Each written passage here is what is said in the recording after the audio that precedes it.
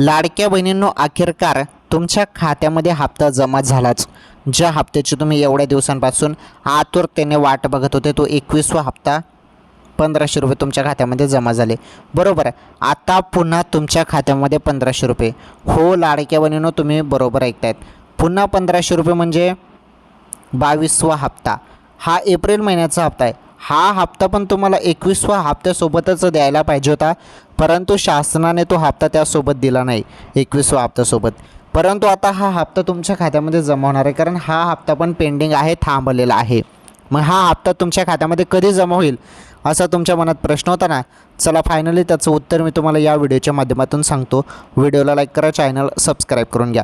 बघा, जे 1500 रुपये आहेत ना, आता पुन्हा तुम्हाला मिळणार आहेत आणि 1500 रुपये तुम्हाला या महिन्याच्या शेवटी भेटणार आहेत, 22वा हप्ता. ओके, तर ही लाडक्या बहिणींसाठी फारच महत्त्वाची अपडेट होती.